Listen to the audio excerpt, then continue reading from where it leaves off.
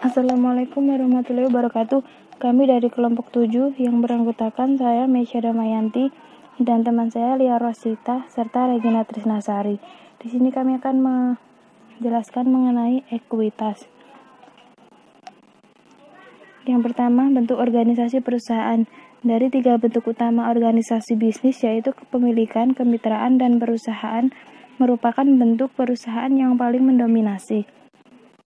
Perusahaan sejauh ini pemimpin dalam hal jumlah keseluruhan sumber daya yang dikendalikan, barang dan jasa yang diproduksi, dan orang-orang yang dipekerjakan. Meskipun bentuk perusahaan memiliki sejumlah keunggulan dibanding 2 bentuk lainnya, keuntungan utamanya yaitu fasilitas untuk menarik dan mengumpulkan sejumlah besar modal. Karakteristik khusus dari bentuk perusahaan yang mempengaruhi akuntansi meliputi: yang pertama, pengaruh hukum perusahaan; yang kedua, penggunaan sistem saham; yang ketiga, pengembangan berbagai kepentingan.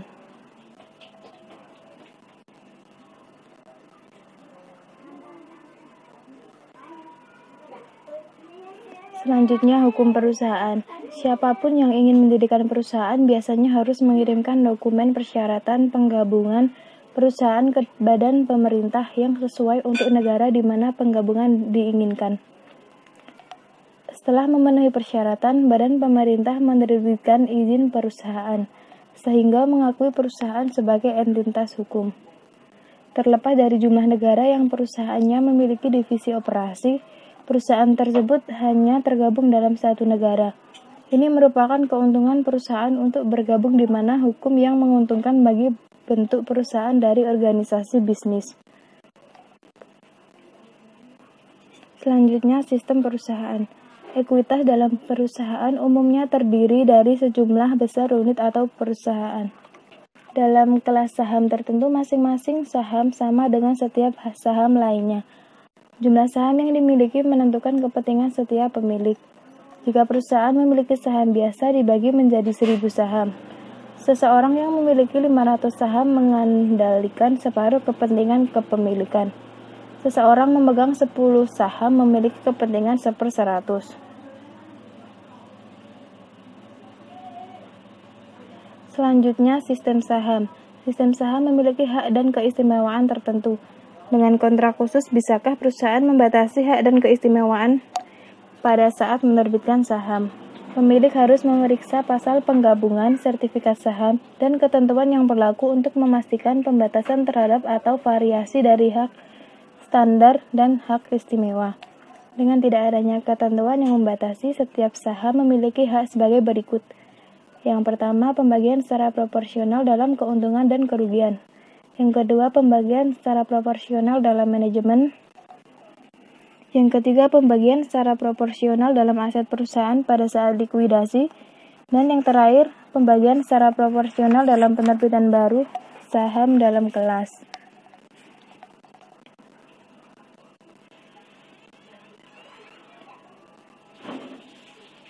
Selanjutnya, berbagai kepentingan kepemilikan. Saham biasa mencerminkan hak residual perusahaan yang menanggung risiko kerugian tertinggi dan menerima manfaat dari kesuksesan. Perusahaan dijamin tidak membagikan dividen atau aset pada saat pembubaran. Akan tetapi, pemegang saham biasa umumnya mengendalikan manajemen perusahaan dan cenderung untung jika perusahaannya itu sukses. Dalam upaya untuk memperluas daya tarik investor, perusahaan menawarkan 2 atau lebih kelas saham. Masing-masing memiliki hak dan keistimewaan yang berbeda. Pada bagian sebelumnya telah ditunjukkan bahwa setiap bagian dari penerbitan yang memiliki 4 hak yang melekat yang sama dengan saham lain dari penerbitan yang sama. Selanjutnya, ekuitas. Ekuitas adalah hak residual atas aset perusahaan setelah dikurangi semua dengan liabilitas. Ekuitas sering disebut sebagai ekuitas pemegang saham atau modal perusahaan. Ekuitas sering dikelompokkan pada laporan posisi keuangan ke dalam kategori sebagai berikut. Yang pertama, modal saham. Yang kedua, premi saham. Yang ketiga, saldo laba. Yang keempat, akumulasi komprehensif lain. Yang kelima, saham treasury. Dan yang terakhir, kepentingan dan pengendali.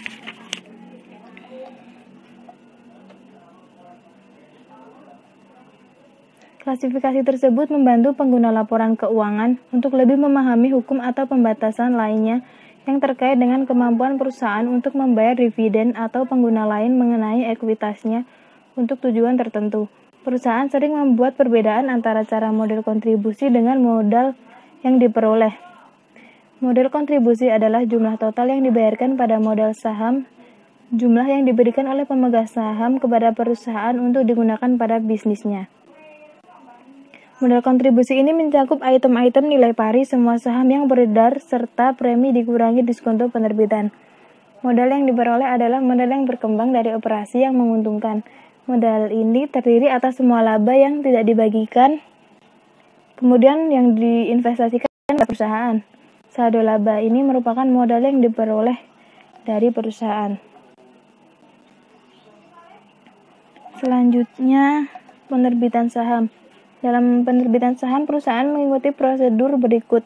Pertama, badan pemerintah yang berwenang harus mengotorisasi saham, umumnya dalam sertifikat penggabungan atau piagam. Selanjutnya, perusahaan menawarkan saham untuk dijual melalui kontrak untuk menjual saham tersebut. Kemudian, setelah menerima pembayaran untuk saham, perusahaan itu menerbitkan saham. Dan perusahaan umumnya tidak membuat jurnal dalam akun buku besar ketika menerima otorisasi sahamnya dari yurisdiksi penggabungan.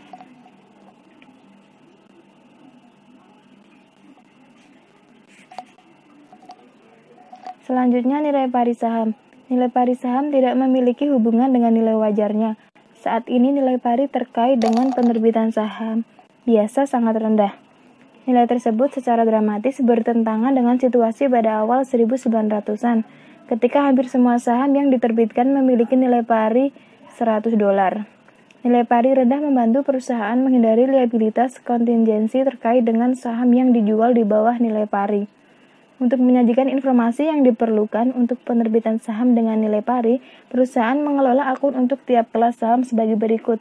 Yang pertama, saham preferred atau saham biasa. Kedua akun saham ini secara bersamaan mencerminkan nilai pari saham perusahaan yang diterbitkan.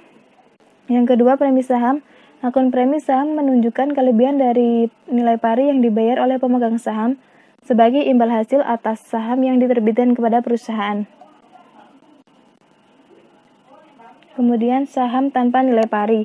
Banyak negara mengizinkan penerbitan saham tanpa nilai pari yang disebut nilai tanpa pari alasan penerbitan saham tanpa nilai pari ada dua. Yang pertama, penerbitan saham tanpa nilai pari untuk menghindari liabilitas kontingensi yang dapat terjadi di perusahaan menerbitkan saham dengan nilai pari sebesar diskonto. Jika seseorang tidak memiliki nilai pari, perlakuan yang dipertanyakan dengan menggunakan nilai pari sebagai dasar untuk nilai wajar tidak pernah muncul. Hal ini sangat menguntungkan saat mengeluarkan saham untuk item properti seperti aset tetap berwujud atau tak berwujud. Kerugian utama dari saham tanpa nilai pari adalah beberapa negara mengenakan pajak yang tinggi atas penerbitan saham ini. Selain itu, di beberapa negara, harga total saham tanpa nilai pari bisa dianggap sebagai modal yang bisa mengurangi fleksibilitas dalam membayar dividen. Contohnya yaitu misalkan Video Electronic Corporation dibentuk dengan 10.000 biasa yang diotorisasi tanpa nilai pari. Video Elektronik hanya membuat jurnal memorandum untuk otorisasi karena tidak ada jumlah yang terlibat. Jika Video Elektronik kemudian menerbitkan 500 saham untuk kas sebesar €10 per saham, perusahaan membuat jurnal sebagai berikut. Kasnya didebit sebesar 5.000, kemudian modal saham biasa dikredit sebesar 5.000. Jika perusahaan menerbitkan 500 saham lain untuk kas sebesar €11 per saham, Video Elektronik membuat jurnal sebagai berikut. Kasnya 5.500, kemudian modal sahamnya saham biasa dikreditnya 5.500. Jika saham tanpa nilai pari memiliki nilai yang dinyatakan sebesar €5 per saham, tetapi dijual seharga €11, semua jumlah kelebihan sebesar €5 dicatat sebagai premi saham yang dalam banyak yurisdiksi sepenuhnya atau sebagian tersedia untuk dividen. Dengan demikian, saham tanpa nilai pari dengan dinyatakan dengan nilai terendah memungkinkan perusahaan untuk pemula operasi dengan premi saham yang mungkin melebihi modal yang dinyatakan. Misalnya, jika perusahaan menerbitkan 1.000 saham dengan nilai yang dinyatakan sebesar 5 euro untuk kas sebesar 15 euro per saham, perusahaan membuat jurnal sebagai berikut. Kas didebit sebesar 15.000, modal saham biasa dikredit 5.000 dan premi saham biasa dikredit sebesar 10.000. Selanjutnya, saham yang diterbitkan. Metode proporsional. Jika nilai wajar atau dasar nilai lainnya untuk menentukan nilai klaris tersedia untuk setiap kelas efek, perusahaan mengalokasikan jumlah lumsum yang diterima di antara kelas efek secara proporsional. Misalnya, asumsikan saja perusahaan menerbitkan 1.000 saham biasa dengan nilai yang dinyatakan $10 dan memiliki nilai wajar sebesar $20 per saham, dan 1.000 saham preferen yang dengan nilai pari sebesar $10 yang memiliki nilai wajar sebesar $12 per saham dengan jumlah lumsum sebesar $30.000. Menghitungnya yaitu nilai wajar saham biasa sebesar $20.000 itu dari 1.000 dikali $20. Kemudian nilai wajar saham preferen 12.000 dari 1.000 dikali $12.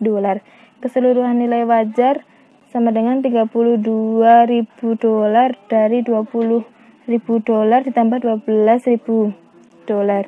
Dialokasikan untuk saham biasa yaitu $20.000 per $32.000 dikali $30.000 sama dengan $18.000 dialokasikan untuk saham preferen sebesar 11.250, perhitungannya sama dan total alokasinya $30.000. Selanjutnya, metode inkremental. Dalam hal ini, perusahaan tidak dapat menentukan nilai wajar dari semua kelas efek. Mungkin menggunakan metode inkremental. Metode ini menggunakan nilai wajar efek sebagai dasar kelas yang diketahui dan mengalokasikan sisanya ke kelas yang tidak diketahui nilainya. Misalnya, jika perusahaan itu menerbitkan 1.000 saham biasa dengan nilai yang dinyatakan sebesar $10 yang memiliki nilai wajar sebesar $20 dan 1.000 saham preferen dengan nilai pari $10 yang tidak memiliki nilai wajar, untuk jumlah lumsum sebesar $30.000. Perusahaan mengalokasikan $30.000 tersebut ke dua kelas, seperti yang ditunjukkan pada ilustrasi berikut. Yang pertama, penerimaan lumsum sebesar $30.000 kemudian dialokasikan ke saham biasa $20.000. Sisanya yang dialokasikan ke saham preferen sebesar $10.000. Selanjutnya, biaya penerbitan saham. Ketika perusahaan seperti West Farmers penerbitan saham, perusahaan harus melaporkan biaya langsung yang dikeluarkan untuk menjual saham, seperti biaya underwriting, biaya akuntansi dan hukum, biaya percetakan, dan pajak, sebagai pengurangan jumlah yang dibayarkan. Oleh karena itu, West Farmers mendebit biaya penerbitan untuk premi saham karena tidak terkait dengan operasi perusahaan. Dengan demikian, biaya penerbitan harus mengurangi kas yang diterima dari penjualan saham. West Farmers harus membebankan gaji manajemen dan biaya tidak langsung lainnya yang terkait dengan penerbitan saham karena sulit untuk membentuk hubungan antara biaya tersebut dengan kas yang diterima dari penjualan. Selain itu, West Farmers membebankan biaya berulang, terutama biaya pendaftaran dan biaya agen transfer pada saat terjadinya. Selanjutnya yaitu perolehan kembali saham. Perusahaan yang sering membeli kembali saham miliknya sendiri karena mereka memiliki beberapa alasan. Yang pertama, untuk memberikan distribusi efisiensi pajak atas kelebihan kas kepada pemegang saham. Yang kedua, untuk meningkatkan laba per saham dan tingkat imbal hasil atas ekuitas. Kemudian yang ketiga, untuk memberikan saham pada kontrak kompensasi karyawan atau untuk memenuhi potensi kebutuhan merger. Yang keempat, untuk menggagalkan usaha pengambil alihan atau mengurangi jumlah pemegang saham. Dan yang terakhir, untuk menciptakan pasar dalam saham. Selanjutnya yaitu pembelian saham treasury. Perusahaan menggunakan dua metode umum untuk menangani saham treasury dalam akun metode biaya dan metode nilai pari. Kedua metode ini umumnya dapat diterima, yaitu yang pertama itu metode biaya, menghasilkan pendebitan akun saham treasury untuk biaya perolahan kembali dan dalam melaporkan akun ini sebagai pengurang ekuitas pada laporan posisi keuangan. Dan yang kedua itu ada metode nilai pari atau nilai yang dinyatakan. Selanjutnya ialah metode nilai pari atau nilai yang dinyatakan. Mencatat semua transaksi atas saham treasury pada nilai parinya dan melaporkan saham treasury hanya sebagai pengurang modal. Perusahaan umumnya menggunakan metode biaya untuk membukukan saham treasury. Misalnya, Pacific Company menerbitkan 100.000 saham biasa dengan nilai pari $1 dengan harga $10 per saham. Selain itu, perusahaan memiliki saldo laba sebesar 300.000. Ilustrasi berikut ini sebelum membeli saham treasury. Ekuitas modal saham biasa nilai pari $1. 100.000 saham diterbitkan dan beredar 100.000. Premi saham biasa 900.000, saldo laba 300.000, total ekuitas menjadi $1.300.000. Kemudian pada tanggal 20 Januari 2011, Pacific mengakuisisi 10.000 sahamnya seharga $11 per saham. Pacific mencatat perolehan kembali sahamnya pada tanggal 20 Januari 2011 ialah saham treasury di debit sebesar 110.000 dan kas di kredit 110.000. Kemudian pada bagian ekuitas setelah pembelian saham, modal saham biasa nilai pari $1, 100.000 saham diterbitkan dan 90.000 beredar.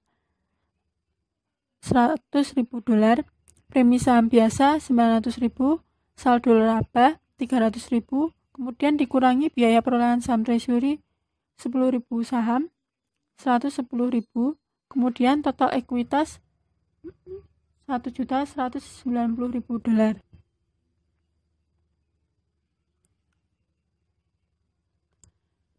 Selanjutnya, penjualan saham treasury. Yang pertama, penjualan saham treasury di atas biaya perolehannya. Asumsikan Pacific mengakuisisi 10.000 saham treasury seharga $11 per saham.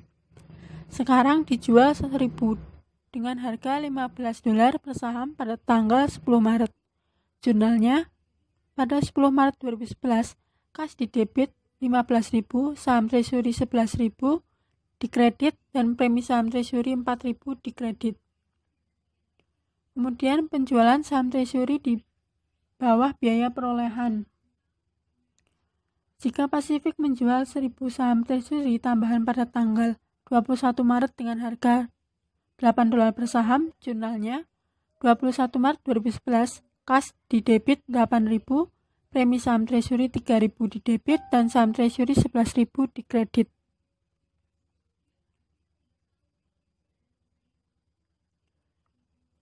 Transaksi saham pada akun premi saham treasury 21 Maret 3.000, kemudian 10 Maret 4.000. Saldo premi saham treasury 1.000. Pacific mendebit $1.000 dari kelebihannya ke premi saham treasury. Perusahaan mendebit sisanya ke saldo laba. Jurnalnya 10 April 2011, kas 6.000 di debit, premi saham treasury 1.000 di debit dan saldo laba 2.000 di debit. Saldo treasury dikredit sebesar 11.000. Lalu menghentikan saham treasury. Pengaruh akuntansinya sama dengan penjualan saham treasury, kecuali perusahaan mendebitkan akun ekuitas yang tepat terkait dengan penghentian saham dan bukan kas.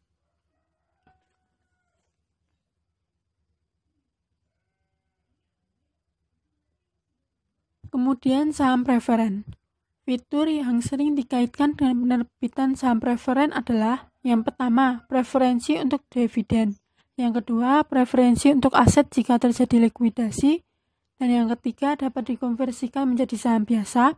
Yang keempat, dapat ditarik kembali atau callable pada opsi dari perusahaan. Dan yang kelima, tidak memiliki hak suara atau non-voting.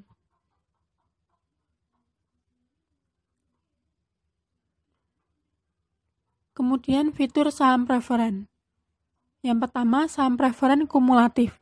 Jika perusahaan gagal membayar dividen dalam setiap tahunnya, maka perusahaan harus menyelesaikannya pada tahun berikutnya sebelum membayar dividen kepada pemegang saham biasa. Yang kedua, saham preferen partisipasi. Pemegang saham preferen partisipasi berbagi secara rata dengan pemegang saham biasa atas setiap pembagian laba di luar tingkat yang ditentukan. Kemudian saham preferen convertible. Pemegang saham sesuai opsinya untuk menukar saham preferen menjadi saham biasa pada rasio yang telah ditentukan.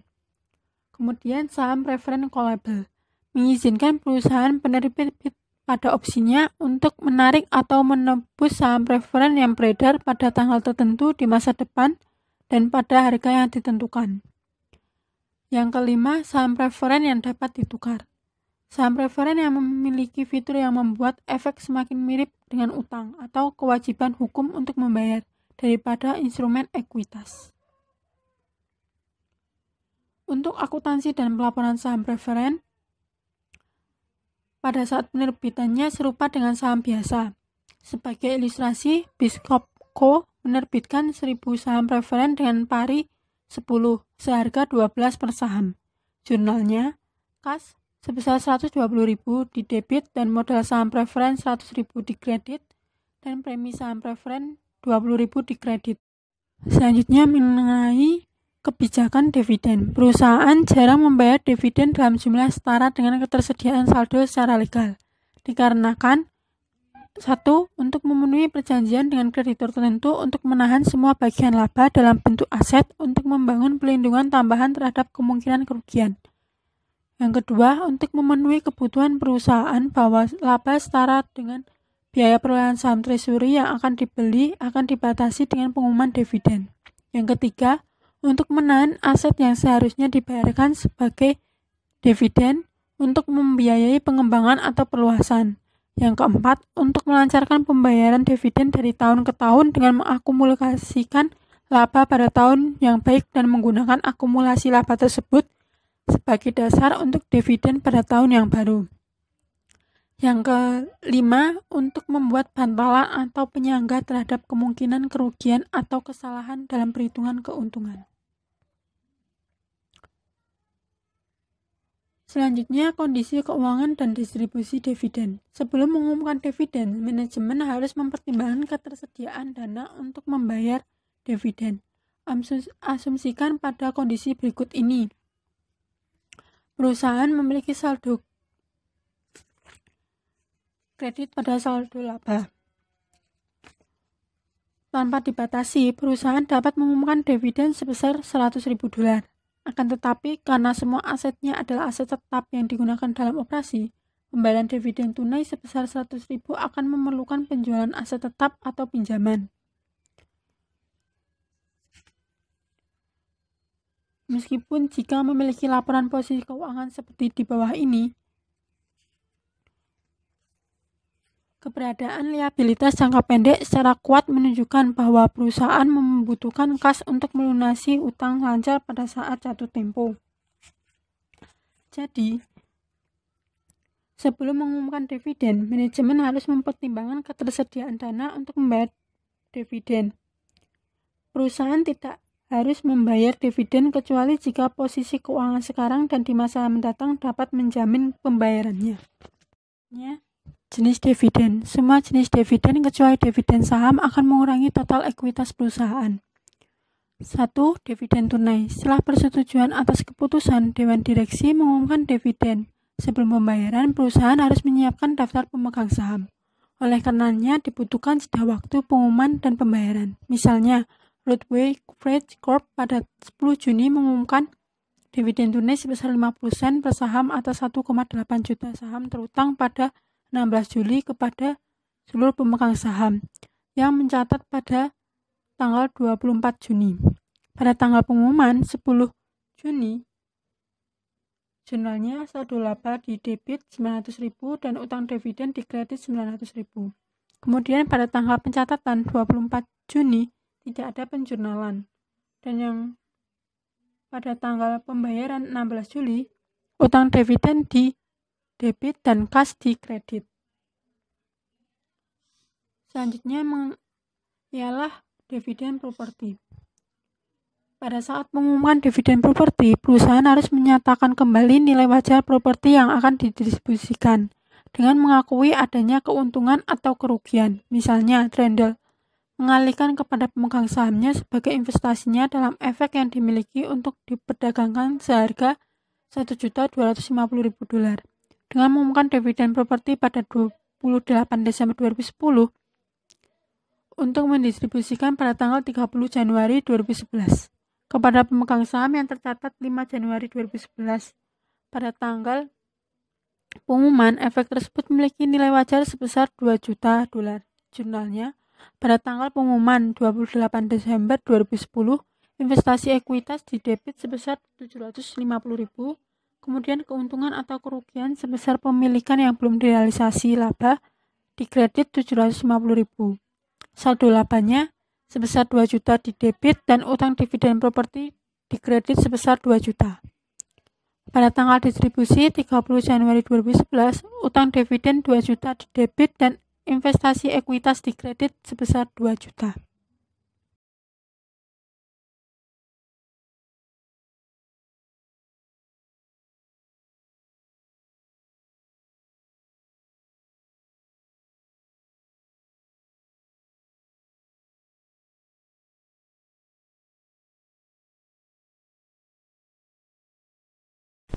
Dividen likuidasi.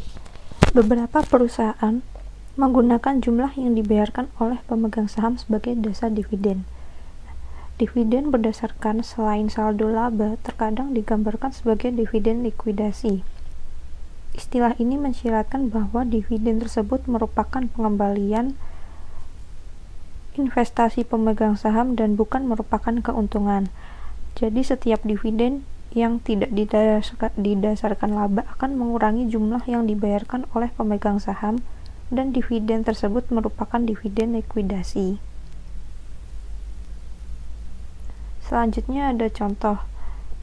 Di sini McChesney mengeluarkan dividen kepada pemegang saham biasa sebesar $1.200.000. Pengumuman dividen tunai menyatakan bahwa pemegang saham harus mempertimbangkan $900.000 sebagai laba dan sisanya mengembalikan modal, sehingga perusahaan mencatat dividen sebagai berikut. Pada tanggal pengumuman, saldo laba didebit sejumlah $900.000, premi saham $300.000, lalu ada utang dividen di kredit sejumlah $1.200.000. Kemudian pada saat tanggal pembayaran ada utang dividen $1.200.000 dan kas dikredit sejumlah $1.200.000. Selanjutnya dividen saham. Nah, perusahaan terkadang tidak menerbitkan dividen saham, maka perusahaan tidak mendistribusikan aset. Jadi dividen saham itu penerbitan sahamnya sendiri oleh perusahaan kepada pemegang saham secara prorata tanpa mendapat pertimbangan apapun. Dalam mencatat dividen saham, beberapa percaya bahwa perusahaan harus mengalihkan nilai pari saham yang diterbitkan sebagai dividen dari saldo laba menjadi modal saham. Lainnya percaya bahwa perusahaan harus mengalihkan nilai wajar saham yang diterbitkan dengan nilai wajar pada tanggal pengumuman dari saldo laba untuk modal saham dan premi saham. Posisi nilai wajar diadopsi setidaknya sebagian untuk mengurangi kebijakan dividen saham perusahaan. Nah, ketika dividen saham kurang dari 20-25% dari saham biasa yang beredar, pada saat pengumuman dividen, perusahaan diwajibkan untuk mengalihkan nilai wajar saham yang diterbitkan dari saldo laba. Dividen yang kurang dari 20-25% itu sering disebut sebagai dividen saham kecil. Umumnya, dividen saham bukan merupakan laba bagi penerimanya. Jadi, secara akuntansi yang baik seharusnya tidak merekomendasikan prosedur tersebut hanya karena beberapa penerima menganggapnya sebagai laba.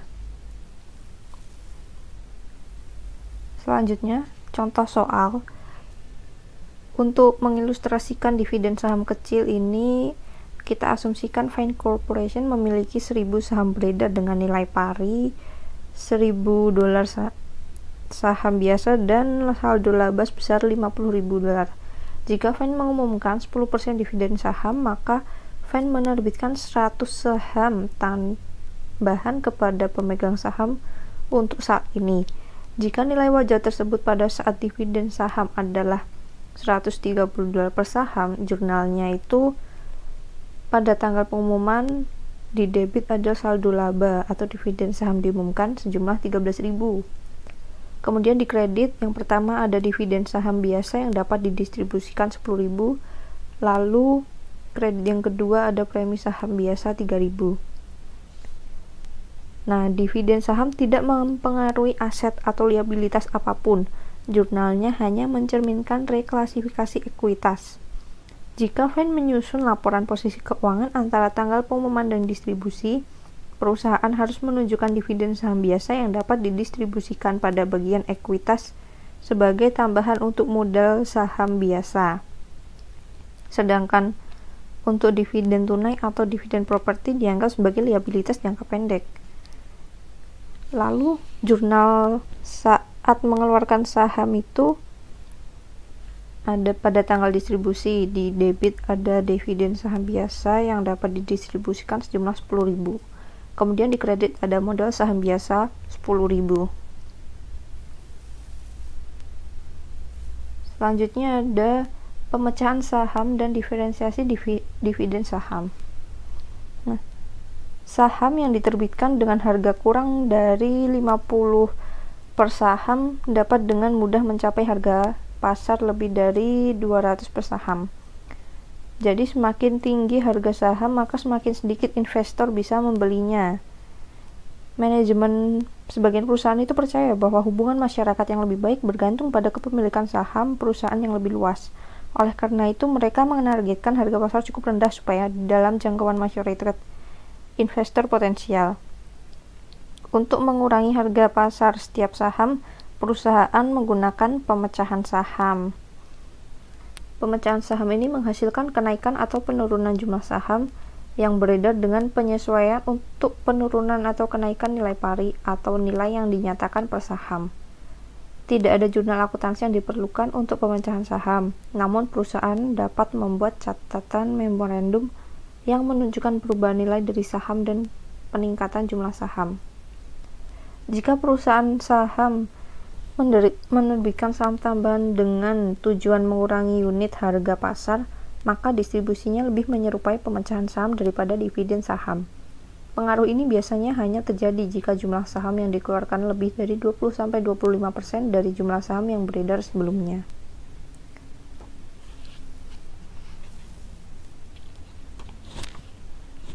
Selanjutnya ada pengungkapan pembatasan pada saldo laba. Banyak perusahaan membatasi saldo laba atau dividen tanpa adanya jurnal resmi. Pembatasan tersebut sebaiknya diungkapkan dengan catatan atas laporan keuangan. Pembatasan dapat didasarkan pada retensi saldo laba tertentu, kemampuan untuk mempertahankan kebutuhan modal kerja tertentu, pinjaman tambahan, dan jumlah saldo laba yang digunakan untuk pembatasan atau jumlah yang tidak dibatasi.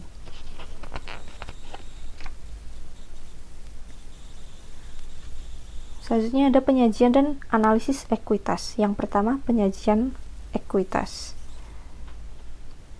Untuk perusahaan yang harus mengungkapkan preferensi, dividen dan likuidasi, hak partisipasi, harga, dan tanggal penarikan.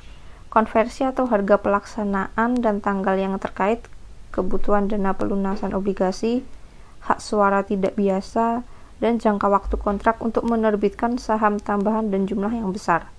Preferensi likuidasi harus diungkapkan pada bagian ekuitas dari laporan posisi keuangan, bukan pada catatan atas laporan keuangan, untuk menekan kemungkinan dampak pembatasan dalam arus kas masa depan.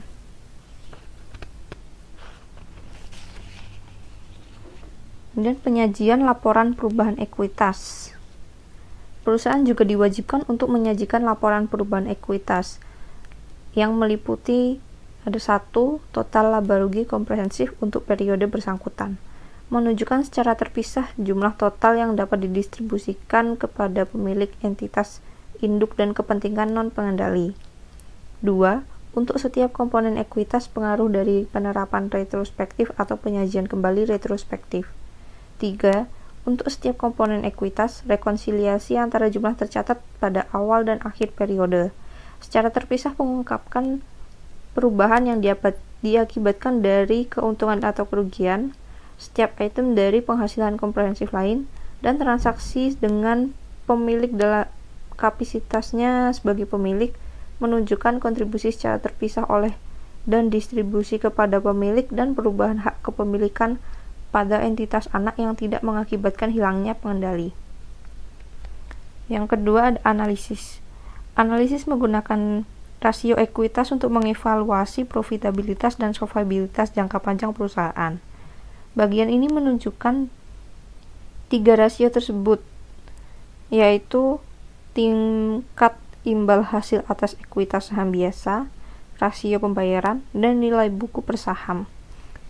Yang pertama ada nilai imbal hasil atas ekuitas saham biasa. Tingkat imbal hasil atas ekuitas saham biasa ini mengukur profitabilitas dari sudut pandang pemegang saham biasa. Rasio ini menunjukkan berapa dolar laba neto yang diperoleh perusahaan untuk setiap dolar yang diinvestasikan oleh pemiliknya. Imbal hasil atas ekuitas juga membantu investor menilai kelayakan saham saat pasar secara keseluruhan tidak berjalan dengan baik. Imbal hasil atas ekuitas ini sama dengan laba neto dikurangi dividen saham preferen dibagi rata-rata ekuitas pemegang saham biasa. Perusahaan dapat meningkatkan imbal hasil atas ekuitas saham biasa melalui penggunaan utang yang bijaksana atau pendanaan saham preferen. Perdagangan ekuitas menggambarkan praktik menggunakan uang pinjaman atau menerbitkan saham preferen dengan harapan memperoleh timbal hasil yang lebih tinggi atas uang yang digunakan. Nah, pemegang saham bisa menang jika tingkat imbal hasil atas ekuitas saham biasa melebihi tingkat imbal hasil atas total aset. Jadi perusahaan sedang memperdagangkan ekuitas dengan keuntungan. Dalam situasi ini, uang yang diperoleh dari pemegang obligasi atau pemegang saham preferen cukup untuk membayar bunga atau dividen saham preferen dan memberi keuntungan bagi pemegang saham biasa. Di sisi lain, jika biaya pendanaan lebih tinggi dari tingkat yang diperoleh dari aset, perusahaan sedang memperdagangkan ekuitas dengan kerugian dan pemegang saham dalam kekalahan. Yang kedua,